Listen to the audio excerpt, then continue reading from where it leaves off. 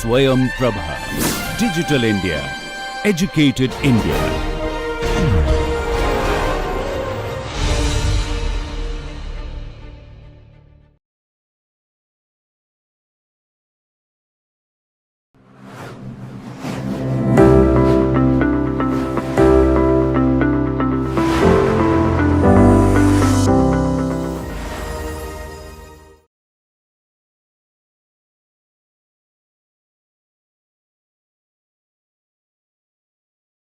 The introductory module of this course on economics of innovation is divided into three main sections.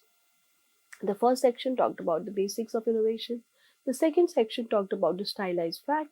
And in this particular section, we will look at the innovation in the history of economic thought. Essentially, here the idea is that what is the thought of the various economists over a period of a time with respect to innovation. We try to bring them together. This particular section is taken from Professor Swan's book on economics of innovation, an introduction, and a chapter with a similar title in that particular book. Adam Smith. Adam Smith is the founding father of economics. His book, An Inquiry into Nature and Causes of the Wealth of Nation, is an extremely influential book. In fact, in his book, he talks about how inventions are important in creating the wealth of nation. The very important concept which has been introduced by Adam Smith is about the division of labor. He talks about this in the very first chapter, and he highlights that it indeed is the main driving force in creating the wealth of nation. His very popular example is from a pin factory. He argues that if one person has to do the entire work, then maybe he or she will be able to make one pin in a particular day. However, through this division of labor, what happens? There is a possibility that one person will draw the wire, the another will straighten it, the third will cut it, the fourth will point it, the fifth one will grind it at the top, and the head making itself can be further made into three distinct processes. Essentially, that entire process of making a pin has been broken down into different tasks. And once it has been broken down into different tasks, it is possible that the individual who is now engaged in it can actually become very apt at it. They can become very efficient at doing that particular work. There is a possibility that each individual, even though may not be engaged in only one of the act, they might be engaged in two or three of those. However, still, it means that they will be able to hone their skill about it. In its example, in fact, it talks about the current factories which has been looked at has made 18 such tasks in a particular pin factory itself. So in that sense, this division of labor provides an opportunity to individuals to hone their skill, to become very good at that particular aspect of doing that thing. And then in that context, what has been pointed out by Adam Smith is that invention of all those machines which facilitate and abridge labor enables one man to do the work of many. In that context of the division of labor, what happens? The machines enter into picture. These machines has been created essentially to facilitate and abridge the labor, to help them and enable them to do the work which has been essentially either done by many people or was being done at a very slower pace. It is very interesting to know that in fact, Adam Smith not only point out about the role of the machine in this division of labor, very interestingly also highlights the feedback effect when he points out the invention of all those machines by which labor is so much facilitated and abridged seems to have been originally owing to the division of labor. Here what you find that Adam Smith is indeed attributing the reason behind the introduction or the inventions of those machines. So where does this invention come from? It comes from the division of labor. Once a particular person becomes very efficient at doing things, they might also be able to oversee, think, and come up with a better and an easier way of doing that. In fact, he has also pointed out that inventions can sometimes may come through a mere laziness also. He gave an example of a boy whose major task is to open and shut the communication between the boiler and the cylinder, as the piston either ascended or descended. That person actually come up with the idea of tying a string with the handle handle of a string. Why? Because he just wanted to go ahead and play with his friend because a small boy was being engaged in that work. So clearly, in this case, what you find is that just to make your life easy, one may come up with this invention or a solution which may earlier be not known to the others. So that is why he has also, in his work, pointed out not only how inventions contribute to the division of labor, but also elaborated onto what could be the major reasons through which these inventions come into picture. One very important aspect about his work is the noteworthy use of the word invention, and clearly it has been related to many a time with the use of the machines and how that machine has contributed towards the development of factories, and those factories has led to the creation of various products which are now available in the market, which is expected to be free for the trade. J.S. Mill, in his book on liberty, talks about originality. This particular chapter, chapter number 3, on individuality as one of the elements of well being, highlights that all good things which exist are the fruit of originality. This particular section, in fact, highlights the importance of the genius who is now being able to think and also bring in newer products in the practical world. That is why he points out that all good things which are there are essentially coming up from the original ideas. Not only that, he points out that also a certain paradox which are related with invention. In fact, he was the first one to write about. He pointed out that invention did not obviously lead to the improvement in the lot of ordinary people. Very clearly, he has been able to highlight the inequalities in terms of the impact of the innovation. I read, it is questionable if all mechanical inventions yet made have lightened the day's toil of any human being. They have enabled a greater population to live the same life of drudgery and imprisonment, and an increased number of manufacturers and others to make fortunes. So clearly, who gain from these inventions are those manufacturers, and whereas what you find that a large set of humanity is still engaged in a hard work, they are still engaged in a drudgery and a work. The work has simply maybe shifted from where they were engaged in earlier, maybe in agriculture, now maybe into the factories. However, it is only the fortune of the few who has been able to gain from this particular type of mechanical inventions. Karl Marx and Friedrich Engel were two German social philosophers who lived in 19th century, and together they worked on the principles of communism and spread its doctrine. In 1848, Marx and Engel co-authored and published the Communist Manifesto, a document that laid down the basis of modern communism and one of the most influential political and economic documents in history. Karl Marx recognized the absolute centrality of innovation within economic development, and particular contribution was to identify the role of innovation in the competitive struggle. In 1848, the same year as the last quotation from Mill, in fact, Marx has observed that the bourgeois can't exist without constantly revolutionizing the instruments of production, and thereby the relations of production, and with them the whole relations to the society. Here, it is very important to see that clearly what we can understand is the firm as they exist today. The firm, they cannot exist without innovating regularly. We talked about when we looked at what do you mean by innovation, that there is a need for a continual or a sustained innovation, because that is how you will be able to deal with your competitors. That is the relation of the production, and with them the whole relation to the society as such. Alfred Marshall was also one of the most influential economists of the late 19th century and 20th century. His book, Principles of Economics, was published in 1890. And in fact, it became a dominant economic and mathematical textbook in England.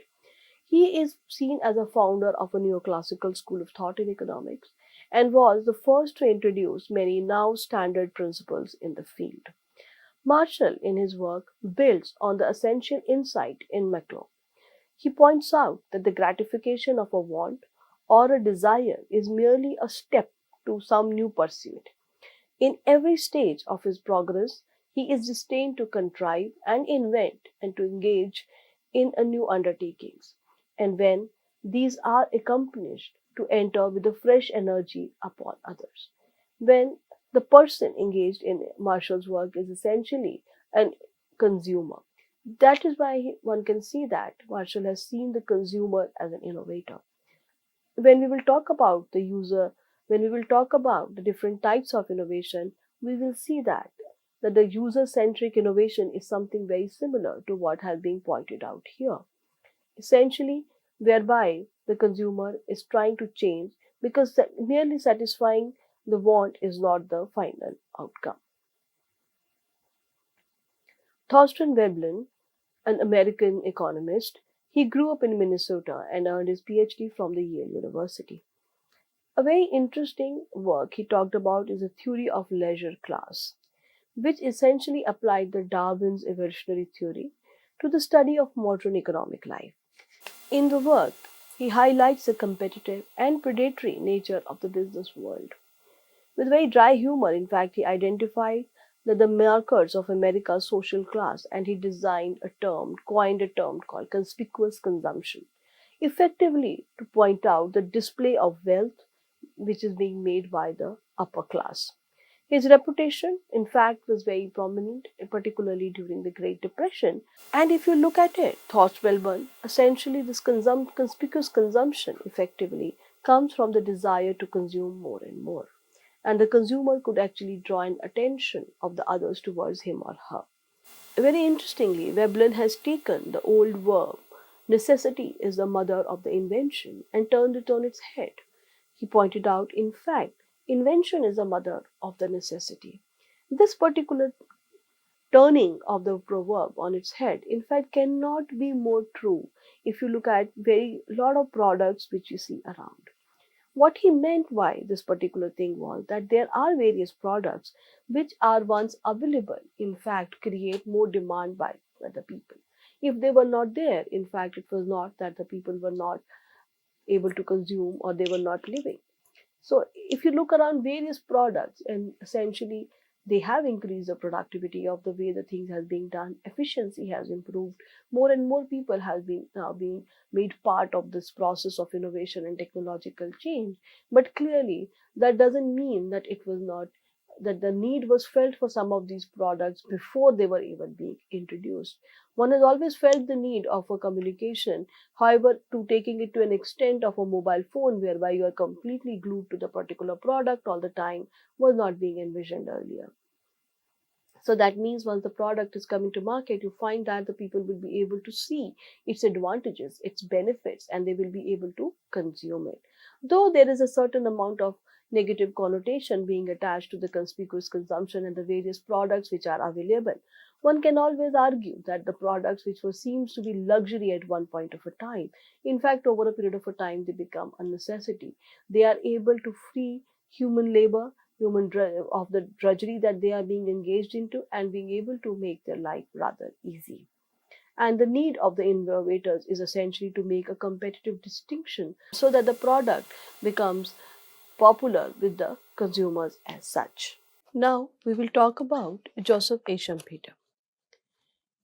He was an Austrian economist, a contemporary of J.M. Keynes, and began his career studying law at the University of Wien, taking his PhD in 1906. In 1909, he became a professor of economics and government at University of Saarbrücken. In 1932, he moved to Harvard University, where he taught from 1932 to 1950.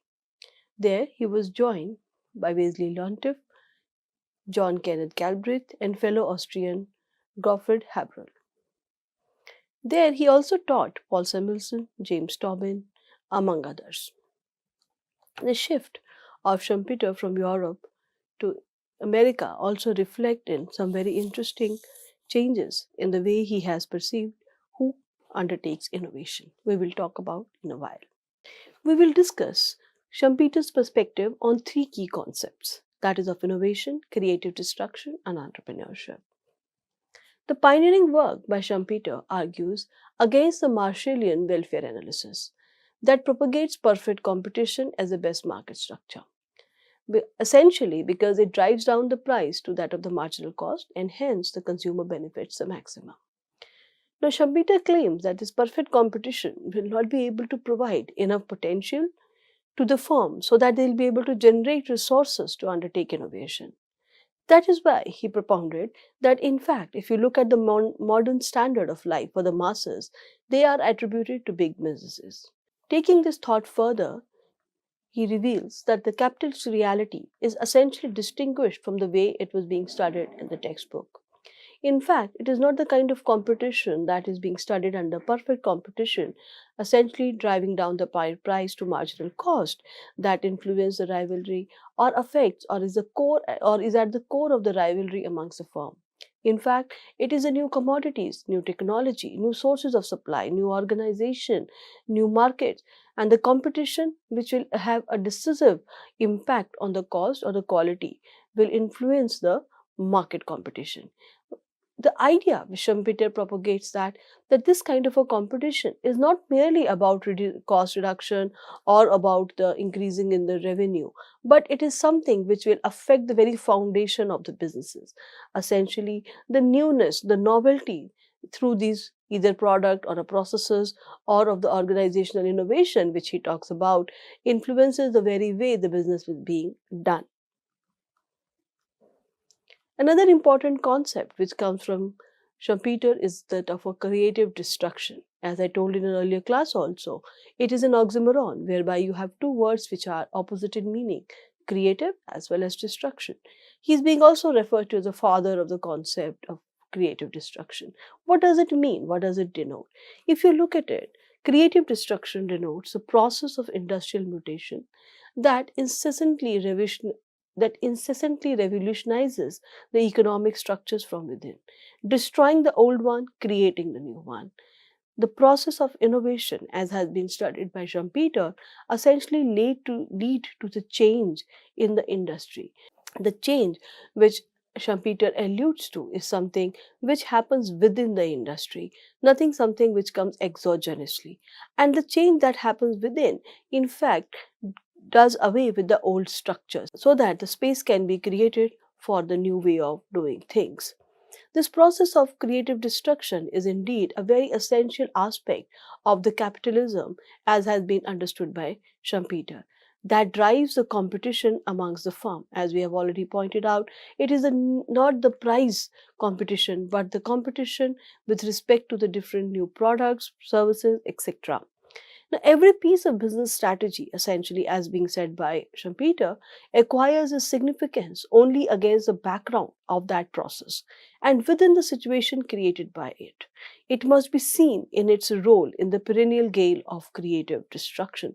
So, any kind of a rivalry behavior, any kind of a strategy which a company follows, it gains relevance only when it plays an important role being played by it in this creative destruction as such. Following from the word of creative destruction, in his work on the creative response in economic history, Schumpeter also talk about the three important characteristics of the creative responses. Thereby, he first points out that the mechanism which is there with respect to what kind of a creative response has come through is not something which can be adopted for each one. There is a need to study the response in each and every case because there are differences with respect to the way an individual would have responded to a particular situation. Not only that, the creative responses in fact shape the whole course of the subsequent events and their long run outcome.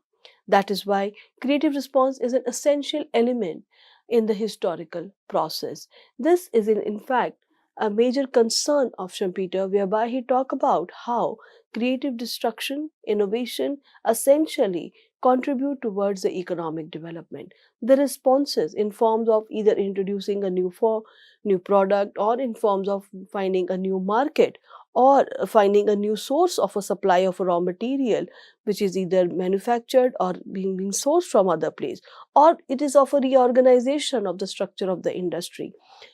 All any such kind of a creative response need to be studied on its own and is also likely to change the historical process. he not only stops at understanding the different creative responses to the challenges, but also point out what can facilitate that. So he mentions that the creative responses, the frequency of its occurrence in a group, what determines it, whether such kind of a response are going to be frequent or they are going to be less frequent, its intensity and success or failure. Again, it has something, be that much or little, to do with three major points. What are those?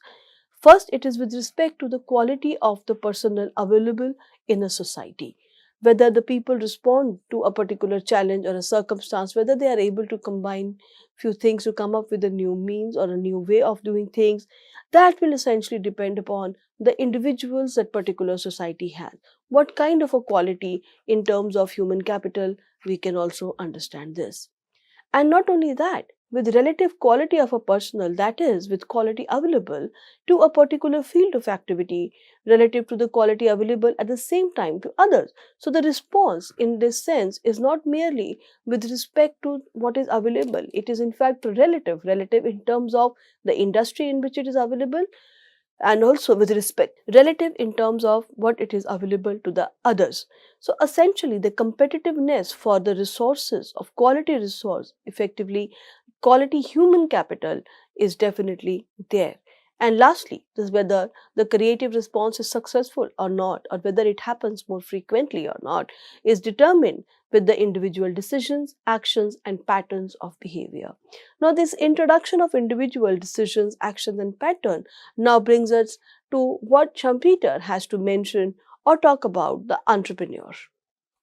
Before we get into talking about an entrepreneur as has been presented by Schumpeter, there are three major tenets which emerges from his work.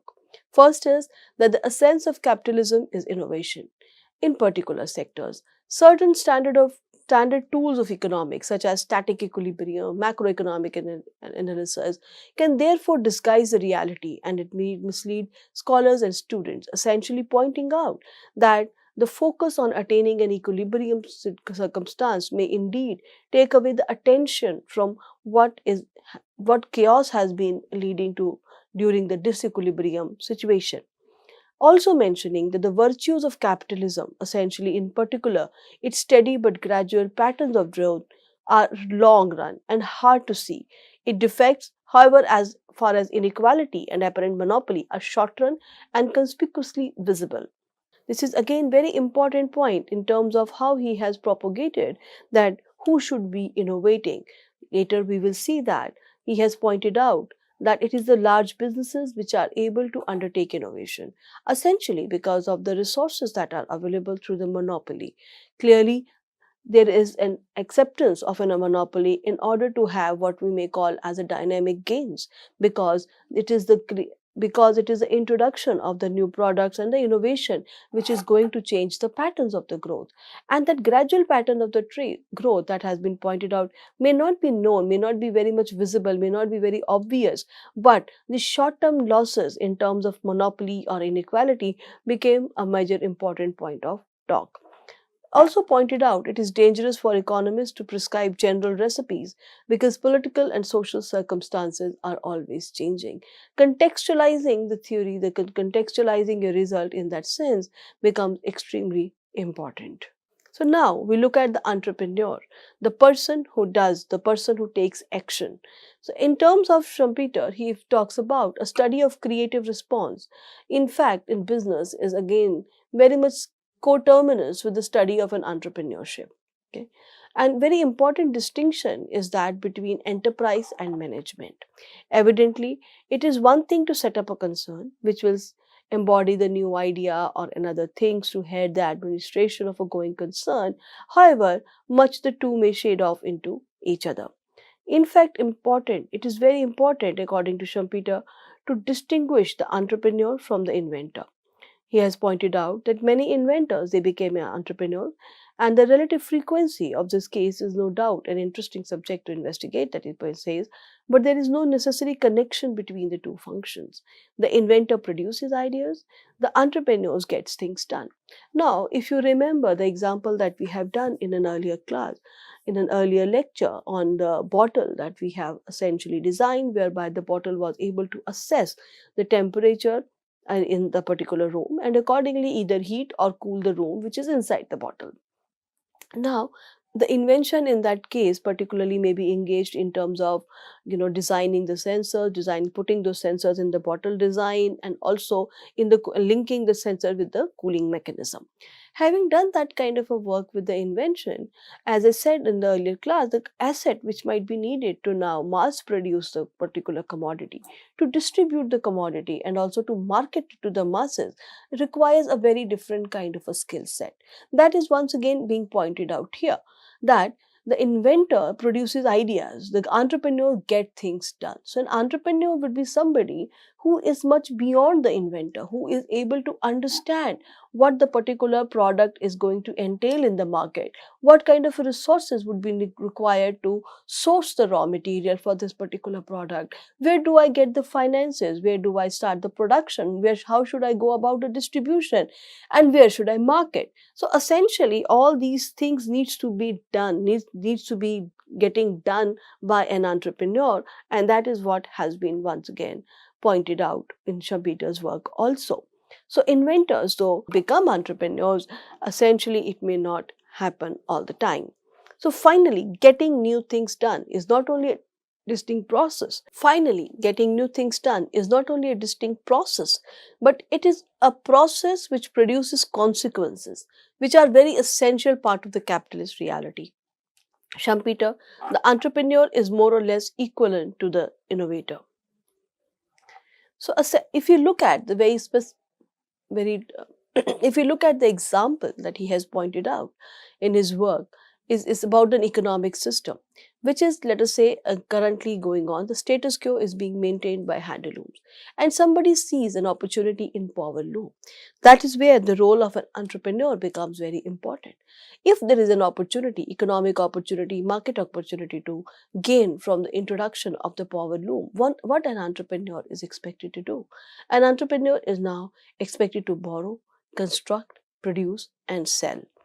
That is these are the various activities which he or she has to undertake in order to grab the opportunity, in order to ensure that the technological opportunity which present in the industry will lead to the commercial gains.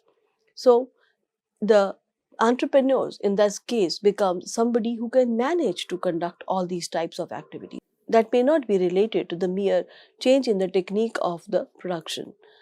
So this borrowing essentially would mean that there is need to be having an access to the credit either through the banking system, then later identifying the plant where the construction has to happen in order to do the production, and lastly the selling will engage the distribution and marketing both. Over time, in the initial stages, it is possible that an entrepreneur may not be able to make profit. However, over time, the revenue will exceed the cost, and now businesses are continually arising from profit, leading to complete reorganization of the industry. What will happen is that once somebody introduces the power loom, you will find that this at one stage the revenues are there for them are now more than their cost. Essentially, the entrepreneur's real activity has become profitable at that point of a time, which will lead to the obsolescence of the handlooms. And once that obsolescence happen, clearly the players which has been still engaging with the older technique will start moving or exiting out of the market. And if the new mark businesses are arising, they will be able to make profit only with the newer technology. Essentially, it will lead to the entire reorganization of the industry from handloom to power loom. Once again, one thing has been destructed in order to create waste space for the newer setup. The Schumpeter entrepreneur, essentially, in this case, he talks about the second and another entrants as simply imitators. For Schumpeter, the activity of running and managing the business after innovation is now not entrepreneurship either. It is more of a routine job of business administration. Narrow but innovation centric description of an entrepreneur, as we can see in the work of Schumpeter. So, if you look at it, essentially, in an entrepreneur, what Schumpeter sees is a destroyer of the equilibrium situation and thinks up of a way of putting scarce resources to the new uses. As I said earlier, the movement in Schumpeter career from Europe to America has also can be reflected in his work, Decker has pointed out that how the movement has in fact made him engage with the larger firms and try and understand the role of the larger firms in research and development. Please note his movement is also aligned with the establishment of the large research lab by the private entities at that point of time, whether it was the Bell Labs or the labs established by AT&T. So in view of what was coming across, he also understood that whether the role of an entrepreneur will stop at one point and what will go on. Now, he has identified that over time, the role of successful intrapreneurs, which who are essentially the salaried managers located in the R&D department of the large firm, will become rather more important. As I said earlier, Decker pointed out that the theory on the role of entrepreneur within the capitalist society and the changes in the way innovation ensued during the first half of the 20th century. So there is a link between what has been going on, how the innovation was being undertaken, and also by whom it was being undertaken, influences his idea of the role of an entrepreneur. In those huge R&D labs, the process of the innovation itself was being now routinized. The process was broken into small processes. The researchers and scientists were hired for the specific research project, and the process was becoming more like that of a factory. If that was the case, then Schumpeter pointed out that there would be nothing left for an entrepreneur to do, particularly once an improvement in the production methods has been introduced and it has already peaked to a particular point. So he mentions that improvement in the production method after peaking, in fact, it doesn't enhance anymore. As a result, there will be not much for an entrepreneur to do. And as this entire technological process is increasingly becoming the business of the teams of trained scientists, large businesses gain prominence in innovating rather than that of a small firm or that of an entrepreneur. Hence, you will see that it is the large businesses who are now being able to innovate more. So, bringing together the different thoughts which Schumpeter has, we realize that he has given us the very basic definition of innovation that we are likely to use. He has used that particular definition to highlight what are the different activities of an entrepreneur, and once those are the specific activities of the entrepreneur, where those activities will stop and where is it that the role of the big firms come into particular picture. Having done this entire activity, the creative response of an entrepreneur is likely to contribute to the economic development through the process of the creative destruction. Please note, in all this, while highlighting all this, we are very well aware that in future uh, some of these hypotheses which has been raised has been verified, and not so being verified also has been subjected to empirical verification. There has been critique of some of the points he has also mentioned. Moving forward, John Kenneth Galbraith. He was a Canadian born American economist and also a public servant, known for his support in public spending and for literary quality in his writing in public affairs. Galbraith's major works included American Capitalism, The Concept of Countervailing Power, The Affluent Society, The Industrial State, among others. In an affluent society, Galbraith has pointed out, as a society becomes increasingly affluent, wants are increasingly created by the process by which they are satisfied. So, here, if you look at it, the innovation process itself is expected to create the wants. The product, as now being created, they might not have been perceived by the consumer or the user as something which they want, but the process of innovation lead to creation of the product which are now being consumed. In this sense, innovation may not really increase the wealth in that the way the Galbraith has understood here. And if the demand satisfied by the innovation, what demands created by the innovator or the marketer? One of the most prominent figure in economics of innovation is Professor Chris Freeman. Chris Freeman is a British economist recognized as one of the founders of the post-war School of Innovation Studies. Post Second World War, a problem oriented, cross disciplinary field within the social sciences has been developed in the form of the economics of innovation. That was a part of the vision of Professor Freeman. This vision was essentially based on Marx's and Schumpeter's dynamic evolutionary outlook, with capitalist firm at the center. However, he strongly felt that the analysis, largely for reasons to do with the changes in the economy and society, has failed to properly take into account the role of the R&D that is being conducted by the firms and by the society more generally, as well as the interaction that happens between the R&D processes and the society has been neglected. With these objectives, Crispin has contributed immensely to the growth of the field of economics of innovation. He is a founder and first director of Science Policy Research Unit at the University of Sussex. He started with very small number of team at that point of a time in 1966, and when he retired, the team has already reached up to the number of 50. In fact, it's the first cross-disciplinary research institution in the field.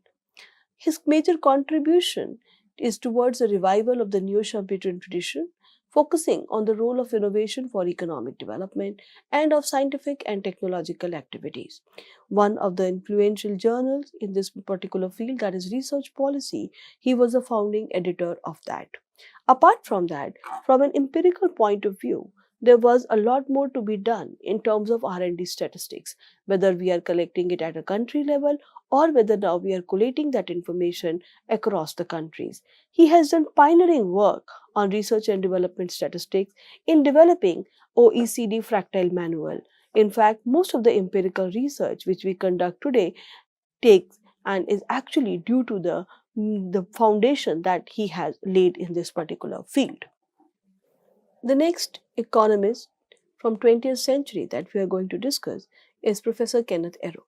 He was an American economist, mathematician, writer, and political theorist. Kenneth, in his important contribution of article titled Economic Welfare and the Allocation of Resources for Invention, highlights the role of the market failure and shows that how it will lead to an underinvestment in the resources for invention. He argues that we expect a free enterprise economy to underinvest in invention and research because it is risky, because the product can be appropriated only to a limited extent, and because of increasing returns to scale. This underinvestment will be greater for the more that we are talking about the basic research, to an extent that a firm, if succeeds in engrossing the economic value of the inventing activity, there will be an underutilization of that information as compared with an ideal allocation. So the point he has made is essentially with respect to the lower investment that will be made in the basic research, the underutilization of the information that will be created, and given the very risky nature, underinvestment that will happen in the applied research. Now, because of this underinvestment, there is a need for the government intervention. This market failure needs to be again supported. Another important departure that Kenneth has is from Schumpeterian hypothesis that it is the large businesses which essentially leads to the investments in the R&D. He talks about a replacement effect whereby if we are talking from a point of view of the large firms, they will be eating into their own earlier product and the profits coming from that. As a result, he pointed out that the motivation or incentive to innovate are rather large in the competitive market. We will have a lot more to discuss on this when we will take up the issue of competition and innovation. The pioneering work by Robert Solow in 1957, in fact, set the very tone of the post-World War research that has been conducted in the innovation studies. His growth accounting approach pointed out that the gross output per man hour doubled over the interval 1909 to 1949, with 87.5% of the increase attributed to technical change and the remaining 12.5% to the increased use of capital. Now, these very results, if you read them against the backdrop of the capital accumulation ideas, whereby the major source of economic development essentially being talked about that it comes from capital accumulation, are indeed very shocking. Now, once the policymaker realizes that it is not the mere capital accumulation, but the residual of how capital and labor is being put together, what are the techniques, what is the change in the techniques that has been now talked about. So, thinking from that point of view, clearly these results were an eye opener. It caused economists to start taking innovation seriously again. Solow made a very famous observation later also about the paradoxes that surround innovation. That was, we see computers everywhere except in the productivity statistics. This remark has been widely quoted and is often called the IT productivity paradox. Nathan Rosenberg was an American economist specializing in the history of technology. A special issue of Industrial and Corporate Change, a very reputed journal in this field, says that Nathan Rosenberg was one of the founders of the interdisciplinary field of the study now we are calling as economics of innovation. Some of a major contribution that came from Nathan was the same one with respect to the idea that technology change may not be either demand pull or technology push. Many, for a very long time, it was one-sided approach that has been talked about, whereby either the change was coming from the supply side factor, whereby an improvements in the technique of doing or scientific discovery were leading to the changes in the technology that is available and hence introducing a different type of products in the market. Or it was coming from the demand from the consumers for the particular kind of product. But the work by Nathan contributed and concluded rather than viewing either the existence of a market demand or existence of the technological opportunity as each representing a sufficient condition for innovation to occur, one should consider them each as necessary but not sufficient for innovation to result. Both must exist simultaneously. Without the simultaneous or coexistence of the demand and the supply forces, it is not possible to come across with a successful product. Richard Nelson, he propounded the evolutionary economics as the most productive approach. His most famous work is in his groundbreaking Evolutionary Theory of Economic Change with Sidney J. Winter, which became a classic of evolutionary economics. Building on the Schumpeterian perspective, in which innovation is a perennial gain, evolutionary economics uses the biological metaphor of evolution to understand how innovation and the economy co-evolve. Nelson has posed very important questions and then attempted to answer them within the evolutionary approach. For instance, why innovation poses such a challenge to the innovating firm? Now, if you look at the existing literature was essentially talking about that the most organization depend on routines in working life so that to avoid much of the intra-organizational strife. The more larger, the bigger the organization is, the more important are their routines. They describe what each person does and give the standard by which their performance can be assessed. So, effectively, a large organization is able to survive and is able to conduct itself through these routines, through these processes. In these routines and processes, each individual has a role to play, and also they are expected to perform to a certain level. Nelson and Wilton turned it around and, in fact, pointed out that innovation involves change in routine. And if now these routines actually changes, how an organization will evolve and what will be the final outcome is an important matter of study in their work. Paul David essentially talks about a very important concept of path dependence in the economics of innovation. It is essentially is the idea that the equilibrium to which economic process converges depend on the precise historical path by which it got there. At some point of a time, the advancements that were being made in the steam engine and that in the internal combustion engine were actually going at a similar pace. Why is it that we see that over a period of a time that ICC has taken over?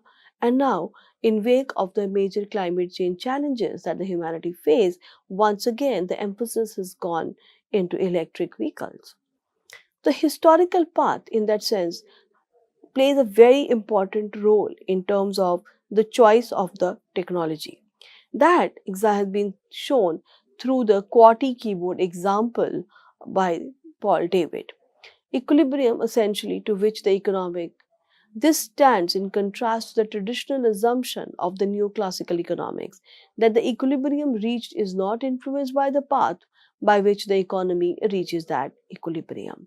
Now, this QWERTY keyboard example effectively a traditional layout of the English language typewriter's keyboard. As David says that competition in the absence of perfect future market drove the industry prematurely into standardization on the wrong system. So as a result, what we have seen is that the industry end up being setting up a standard which may not be the most efficient one. QWERTY keyboard as an example of a lock-in to an inferior standard. If there was a possibility, maybe a better or improved version of the keyboards would have taken place. And as a result, we might have been more efficient in typing.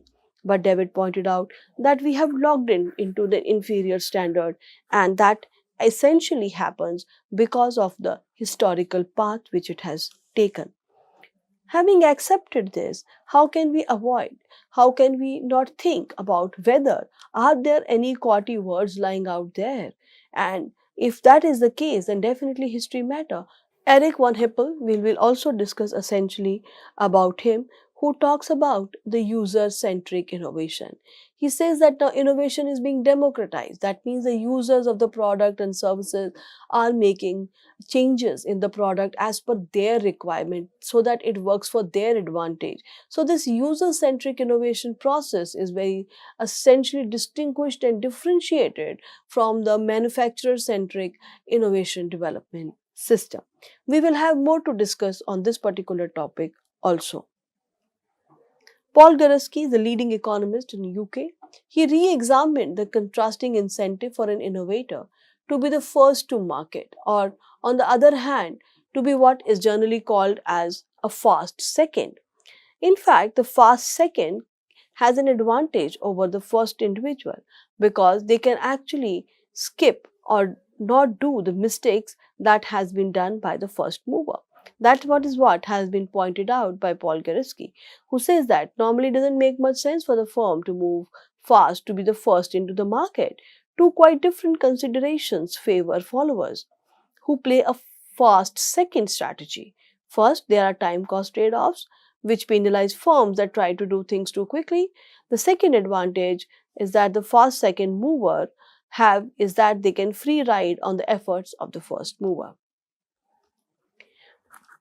In this particular analysis of our innovation in the history of economic thought, we have went more or less in a chronological order and looked at the thoughts of the major economists and contributors in the field. The thoughts can also be put together in the format of the themes, as has been pointed out by Professor Swan. Some of these themes could be innovation and wealth creation, as one of the objectives you will realize has been talked about in terms of why innovation and what it leads to and how it influences the economic system is essentially through income generation. Another important theme which can be developed is through the role innovation play in competitiveness, clearly coming against the backdrop of Industrial Revolution 1, where technology became an important indicator of where the different countries stand with respect to each other. Competitiveness is very strongly determined by the technological change. In the recent time, essentially we are talking about sustainability, so how it will lead to sustainable development. Innovation, it may have its unexpected side effect and paradoxical non-effects. That is another theme which can help us in putting together the literature. Again, lastly, through which channel does innovation work is an important theme that needs further consideration. So we will stop here with this particular, and we have finished our discussion on first module. Thank you.